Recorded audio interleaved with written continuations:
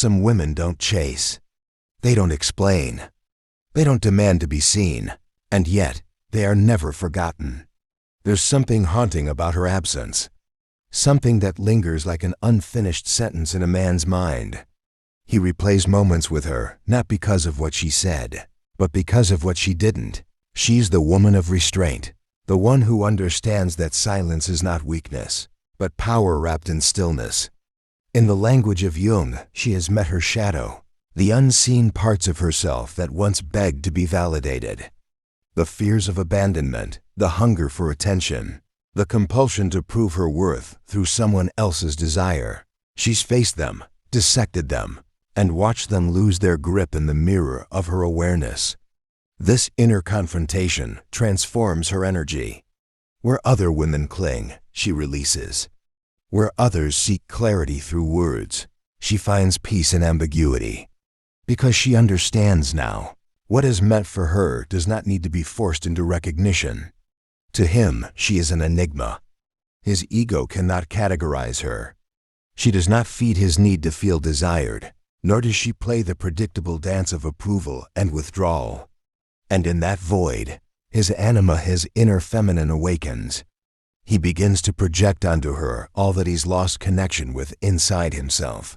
Tenderness, intuition, the mystery of feeling. But she is not his mirror. She is the reflection that doesn't bend to his unconscious patterns. Her restraint triggers both fascination and frustration. He cannot name her energy, and so he chases it. He calls it love, but it's something deeper, a longing to reclaim the lost parts of his own soul through her presence. The turning point begins here, in the silent space between her detachment and his desire. He wants her openness. She gives him her calm. He seeks her reaction. She offers him reflection. And in that gap, he is undone. Because the woman who does not need becomes the woman who cannot be owned. Her emotional restraint isn't coldness, it's mastery. It's the discipline of a woman who has learned that not every emotion deserves expression, and not every impulse is sacred.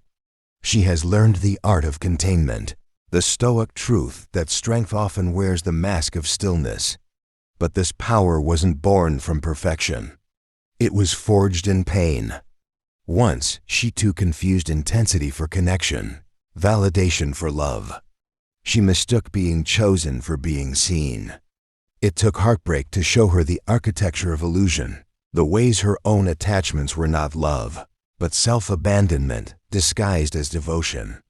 Through shadow work, she came to understand that what she called love was often her attempt to escape loneliness. Now she no longer seeks to escape it. She walks beside it. She listens to it. And through that acceptance, she becomes whole. He feels the difference. There is a quiet boundary around her now, not a wall, but a field. He senses he cannot trespass it without depth, without intention. She doesn't chase or compete, because her energy has already withdrawn from the marketplace of validation. She has individuated, stepped out of the collective pattern of pursuit and reaction.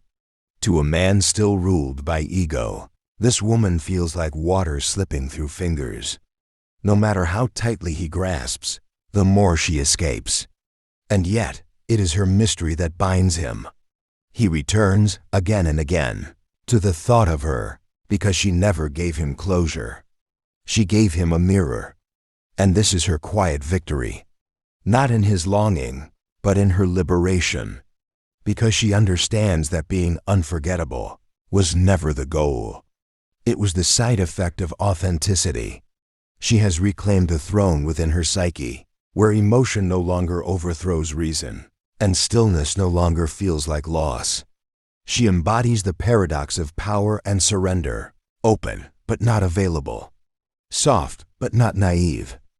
The woman who has met her shadow cannot be manipulated, because she no longer hides from herself. The woman who has learned restraint cannot be replaced, because her worth is not in being chosen, it is in choosing herself. So when she walks away in silence, he may mistake it for indifference. But silence is her revolution. It's the echo of every time she once explained, pleaded, or performed. Now she simply leaves space. Space that swallows noise. Space that reveals truth. Space that forces him to see himself, without her reflection to soften the edges. And as he wrestles with that emptiness, she ascends beyond the battlefield of reaction. She becomes untouchable, not because she withholds affection, but because she no longer confuses chaos with connection. The woman who walks away in silence isn't weak. She simply sees more. She sees the difference between attachment and alignment, between attention and devotion, between being wanted and being worthy. And in that seeing, she becomes what every man secretly desires, not a woman to possess, but a mystery to respect.